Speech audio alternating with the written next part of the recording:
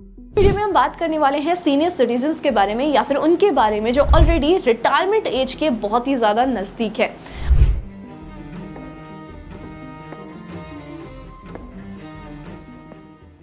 अगर इन्वेस्टमेंट की बात की जाए तो उनको ये सजेस्ट किया जाता है कि आपको वहीं पर इन्वेस्ट करना चाहिए जो ऑप्शंस यंगस्टर्स के लिए अवेलेबल होते हैं ताकि आपको अच्छे रिटर्न मिल सकें। लेकिन ये चीज़ बिल्कुल गलत है। हम इन्वेस्ट करते हैं अपने गोल्स एंड ऑब्जेक्टिव्स के अकॉर्डिंग। वहीं अगर सीनियर सिटीजन्स की बात की जाए तो एट दैट एज उनके सारे ऑब्जेक्टिव्स चेंज हो जाते हैं। आज इस वीडियो में मैं आपको बताने वाली हूँ 4 इन्वेस्टमेंट ऑप्शंस जो आपको अच्छा रिटर्न भी देंगे और आपके सारे ऑब्जेक्टिव्स को भी पूरा करेंगे। आगे बढ़ने से पहले अगर आप हमारे चैनल पर न्यू हो तो चैनल को सब्सक्राइब करना, बेल आइकन को प्रेस करना, इस वीडियो को सभी के साथ शेयर करना बिल्कुल भी मत भूलना। अब सबसे पहले जानते हैं कि आखिरकार जनरली जो सीनियर सिटीजन्स के ऑब्जेक्टिव्स होते हैं वो होते क्या हैं। सबसे पहले तो उनको एक रेगुलर इनकम जनरेट करना होता है ताकि वो अपने मंथली एक्सपेंसेस को पूरा कर सके और साथ में अपनी नीड्स को भी पूरा कर सके। अब दूसरा मेन ऑब्जेक्टिव उनका ये होता है कि अगर उनके ऊपर कोई भी अनफॉर्सीन एक्सपेंस आ जाता है तो उसके लिए भी उनके पास पैसा होना चाहिए। अगर कोई भी मेडिकल इमरजेंसी क्रिएट हो जाती है तो उसके लिए भी उनके पास पैसों की शॉर्टेज नहीं होनी चाहिए। अब जो तीसरा ऑब्जेक्टिव होता है सीनियर सिटीजन्स के इन्वेस्टमेंट का वो होता है इनहेरिटेंस।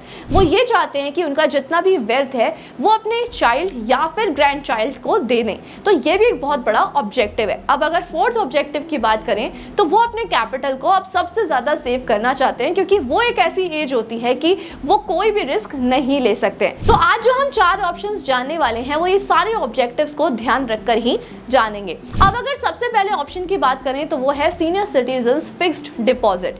वो भी आप 2 तरीके की करा सकते हो, जानेंगे कौन कौन सी। लेकिन सबसे पहले बात करते हैं बैंक एफडी के बारे में।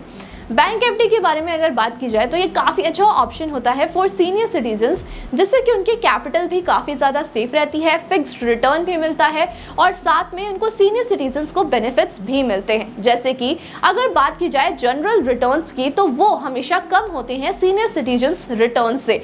हमेशा सीनियर सिटीजन्स को 0.25% से लेकर 0.50% तक के एक्स्ट्रा रिटर्न्स दिए जाते हैं। साथ में काफी ज्यादा easy to open and easy to handle होता है। अब बहुत सारी बैंक्स ऐसी अवेलेबल होती हैं जो आपको अच्छे अच्छे ऑप्शंस भी प्रोवाइड कराती हैं। जैसे कि अगर हम आईसीआईसीआई की बात करें तो वो गोल्डन ईयर स्कीम प्रोवाइड कराती है जिसमें काफी अच्छे रिटर्न्स दिए जाते हैं। तो आप इस तरीके के बैंक एफडी वाले ऑप्शन को भी एक्सप्लोर कर सकते हो। अब अगर आते हैं कि आपको इसी में ही और अच्छे रिटर्न्स चाहिए तो आप क्या कर सकते हो, आप नॉन बैंकिंग फाइनेंस कंपनीज में इन्वेस्ट कर सकते हो जिसको हम कॉर्पोरेट फिक्स्ड डिपॉजिट्स भी बोलते हैं। अगर मैं बात कर रही हूँ नॉन बैंकिंग फाइनेंस कंपनी की तो लोग बहुत जल्दी उस पर ट्रस्ट नहीं कर पाते हैं। लोगों को लगता है कि कंपनी भाग गई तो हमारा पैसा कैसे सेफ रहेगा। लेकिन मैं आपको बताना चाहूंगी कि अब ये गवर्नमेंट बैक्ड है। आरबीआई खुद इस चीज की गारंटी लेता है। आरबीआई कहता है जानकार बनिए, सतर्क रहिए कि अगर आप किसी भी एनबीएफसी में नॉन बैंकिंग फाइनेंस कंपनी में अपना एफडी कराते हो 5 लाख तक का तो वो सिक्योर्ड रहेगा आरबीआई की तरफ से। और साथ में अगर बात की जाए इंटरेस्ट रेट की तो इसमें आपको काफी अच्छा इंटरेस्ट रेट मिलता है और साथ में सीनियर सिटीजन्स को भी बेनिफिट दिया जाता है एक्स्ट्रा रिटर्न्स का। तो ये एफडी आपके सारे ऑब्जेक्टिव्स को पूरा करेगा, आपके लिए एक अच्छा ऑप्शन हो सकता है। अब बढ़ते हैं अपने नेक्स्ट ऑप्शन की तरफ। उसके बाद आता है सीनियर सिटीजन सेविंग स्कीम। अब ये स्कीम भी गवर्नमेंट बैक्ड है तो काफी ज्यादा सेफ है और इसके कई सारे बेनिफिट्स हैं। सबसे पहला बेनिफिट तो यही है कि अगर आप इसे कंपेयर करो मंथली इनकम वाली किसी भी स्कीम से तो सबसे ज्यादा हाईएस्ट रिटर्न आपको ये स्कीम देगी और साथ में आप इसको काफी ज्यादा इजीली किसी भी बैंक ब्रांच में जाकर या फिर आप किसी भी पोस्ट ऑफिस में जाकर इसका अकाउंट ओपन करा सकते हो। इसमें जो मैक्सिमम लिमिट होता है वो 30 लाख रुपीस होता है। पहले 15 लाख हुआ करती थी लेकिन अब आप मैक्सिमम 30 लाख तक इसमें इन्वेस्ट कर सकते हो और साथ में इसमें जो आपका टेन्योर होता है वो 5 साल तक का होता है और 5 साल के बाद आप इसे 3 साल तक और भी ज्यादा एक्सटेंड करा सकते हो। ये स्कीम उन्हीं के लिए अवेलेबल होती है जिनकी एज 60 या फिर 60 अबव है। अब बढ़ते हैं अपने नेक्स्ट ऑप्शन की तरफ। अब नेक्स्ट ऑप्शन है हमारा गवर्नमेंट सिक्योरिटीज। अगर गवर्नमेंट सिक्योरिटीज की बात की जाए तो ये इकलौता ऐसा ऑप्शन है जिसको ज्यादातर लोग एक्सप्लोर नहीं करते हैं क्योंकि लोगों को लगता है कि ये एक सेफर ऑप्शन नहीं है। बट क्योंकि ये गवर्नमेंट सिक्योरिटीज है जैसे कि ट्रेजरी बिल्स, उसके बाद management bills, floating rate bonds, ये काफी ज्यादा सेफर ऑप्शन और काफी ज्यादा अट्रैक्टिव ऑप्शंस भी होते हैं। अब इसके क्या क्या बेनिफिट्स होते हैं ये जान लेते हैं। इसमें आपका कोई भी क्रेडिट रिस्क नहीं होता है।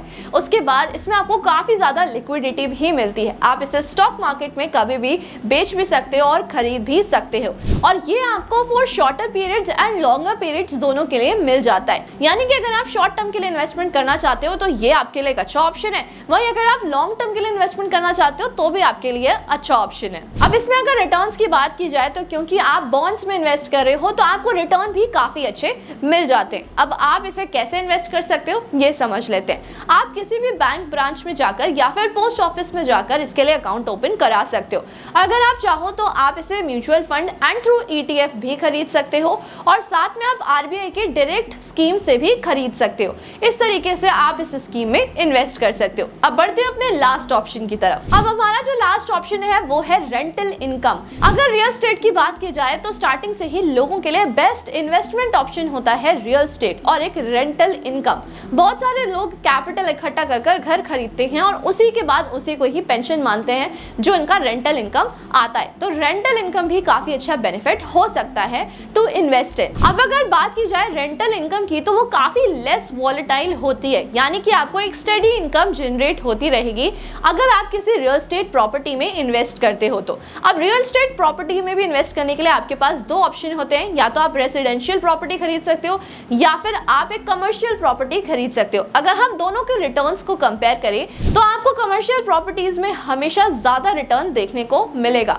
बट यस ये आपके ऑब्जेक्टिव पर भी डिपेंड करता है कि आप कौन सी प्रॉपर्टी खरीदना चाहते हो। अब मेनली दो ऑब्जेक्टिव होते हैं, सबसे पहला रेंटल इनकम और दूसरा इनहेरिटेंस। अगर आपको ऐसा लगता है कि आपके लिए रेसिडेंशियल प्रॉपर्टी ज्यादा बेनिफिशियल रहेगी तो आप उसमें भी इन्वेस्ट कर सकते हो। अब अगर बात की जाए कि आपके पास इतना कैपिटल है ही नहीं फिर भी आप रेंटल इनकम जनरेट करना चाहते हो तो आप REITs में इन्वेस्ट कर सकते हो, रियल एस्टेट इन्वेस्टमेंट ट्रस्ट। अगर आप इसके बारे में डिटेल में जानना चाहते हो तो आई बटन पर आपको वीडियो लिंक मिल जाएगा, आप जाकर चेकआउट कर सकते हो। अब अगर बात की जाए REITs की तो इसमें आपको काफी अच्छा रिटर्न मिल जाता है। आप जैसे इसमें इन्वेस्ट करते हो जो उनका डिविडेंड होता है, जो प्रॉपर्टी से वो लोग डिविडेंड कमाते हैं या फिर रिटर्न कमाते हैं, उसका 90% सभी इन्वेस्टर्स को दे दिया जाता है। तो ये भी आपके लिए एक अच्छा इन्वेस्टमेंट ऑप्शन हो सकता है।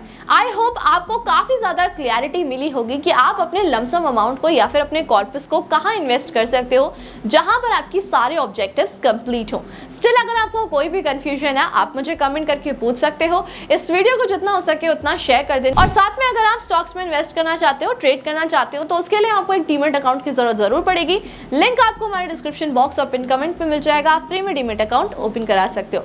इस वीडियो को जितना हो सके उतना शेयर कर देना, और ऐसी इन्फॉर्मेटिव वीडियोस को देखने के लिए हमारे चैनल को सब्सक्राइब करना, बेल आइकन को प्रेस करना बिल्कुल भी मत भूलना। Thank you so much.